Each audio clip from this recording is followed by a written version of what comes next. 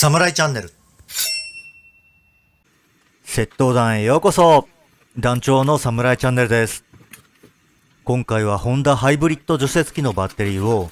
約半分の価格で、しかもワンランク上の性能のものに交換していきたいと思います。ホンダハイブリッド除雪機はもうバッテリーが命ですので、12V を2個直列につないで 24V としているので、バッテリーが上がってしまったらバッテリーを2つ用意しないと、ジャンプスタートができないんですよね。バッテリーを2個用意するっていうのも現実的ではないので、前回の動画でやったように、バッテリーの警告灯が点滅したら、バッテリー交換をお勧めします。そして価格の方なんですけど、前回つけていた 34B17R というバッテリーは1個7000円もするんですよね。それがこの 40B19R だったら、1個で3750円。それが2個買って7500円で済むんですよね。つまり説明書に記載されているバッテリーだったら、2個で1万4000円かかるところ、性能もはるかに上のこのバッテリーが2個で7500円で済むっていうそんなチャレンジを今回行っていきます。まずは CTEC の充電器で充電をしてから取り付けを行っていきます。以前の動画でも紹介してるんですけど、この充電器はほんとおすすめなので、概要欄にも記載しておきますので、興味がありましたらぜひご覧ください。そしてこのバッテリーをなんで選んだのかというと、まずは信頼のおけるメーカーであること、そして価格、そして性能ですね。この GS ユアサのエコ R は、対サルフェーション性能を従来の商品より 200% 向上させてあって、放置時間が長く、稼働の少ない車両でも安心ですっていうところが決め手となりました。サルフェーション現象っていうのは、放電性生物である硫酸鉛が結晶化することで、充電反応ができなくなって、電気を取り出しにくくなる現象のことを言います。つまり除雪機って雪の降った時しか使わないので、充電不足の状態が続いたり、長時間放電された状態が続くと、どうしてもサルフェーション現象が発生しやすくなってしまいますので、総合的に考えてこのバッテリーを購入しました。パナソニックのカオスも候補にあったんですけど、雪が降ってきて寒くなってきたら、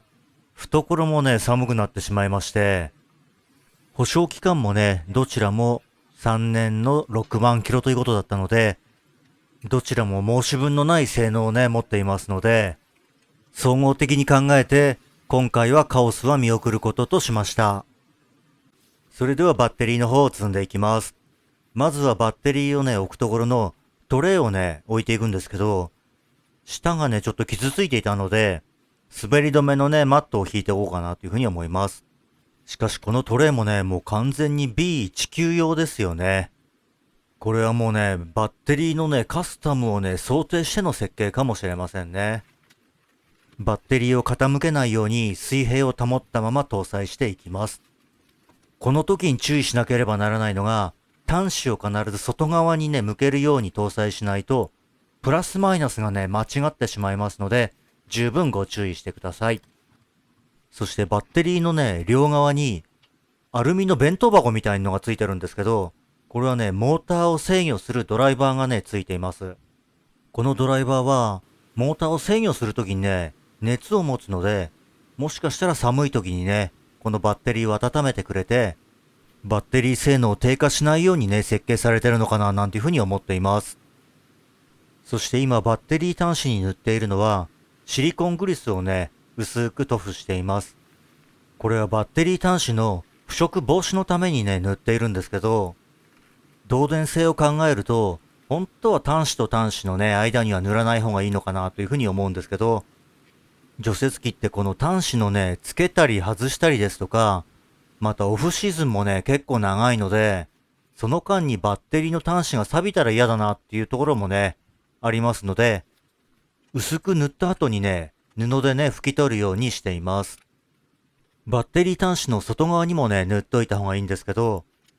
以前端子の方はね、もう塗ってあるので、今回はね、塗らないようにしておきます。そして映像ではね、バッテリーの固定を行ってるんですけど、バッテリーの中央部分を 10mm のナット2つでね、固定して留めるっていう方式になっています。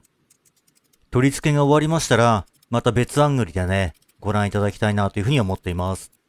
そしてこの取り付け作業もね、結構スペースがね、狭いので、小さなラチェットがあると非常に便利なんですよね。私はね、小さなね、ラチェットにクイックスピンナーをね、つけて、それでね、取り付けの方を行っています。このバッテリーのね、取り付けで気をつけることは、まずプラスマイナスをね、間違えないってことですね。使っている工具も電気をね、通してしまいますので、ショートさせないように注意が必要となります。取り付けが終わったら、端子のカバーをね、しっかりと戻しておきます。さあ、それでは取り付けが終わりました。黒いバッテリーがね、2つ揃っていてね、なんかいい感じですよね。そしてね、先ほどちょっとお見せできなかった、この取り付け部分のね、金具なんですけど、非常にね、シンプルな仕組みで、下側はね、もう引っかかってるだけなんですよね。非常にね、シンプルな仕組みでいいんですけど、ネジのね、締め付けすぎにはね、注意した方がいいかなというふうに思います。そして黒いバッテリーなので、側面からのね、バッテリー液の確認はできないんですけど、まあどうしても確認する場合にはね、上のキャップを外して中を確認するようになっています。ただ現実的にはね、最近のね、こういう車両もね、車もそうなんですけど、充電制御がね、しっかりされてますので、バッテリー液がね、減ってダメになる頃にはね、もうすでにバッテリーの寿命が来る頃なのかなというふうに思っています。そしてバッテリーに交換した日付を書いておきます。これを書いておくと、次交換する際の目安になりますので、おすすめかなというふうに思います。さあ、それではバッテリーの取り付けが終わりましたので、エンジンを始動していきたいと思います。まずは燃料バルブを開けていきます。そしてエンジンが冷えているのでチョークを引いて始動していきます。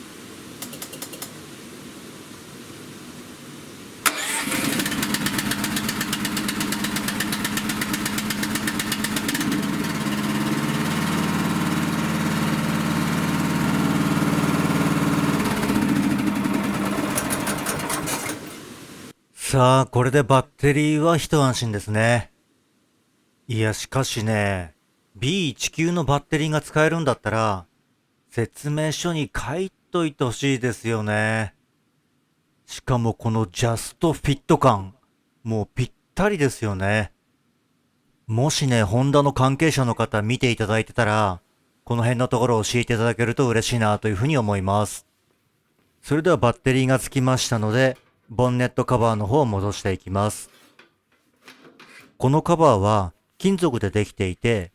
手回し式のネジ3つでね、止まっているだけなので、簡単にね、つけたり外したりができます。工具を使わずにね、開閉できるのは、メンテナンス充電をするときにね、非常に便利な機能だなというふうに思っています。このホンダ除雪機は、エンジンをかけなくても、モーターの力でね、移動できるっていうね、優れた機能を持ってるんですよね。つまり静かに移動できるっていうのは、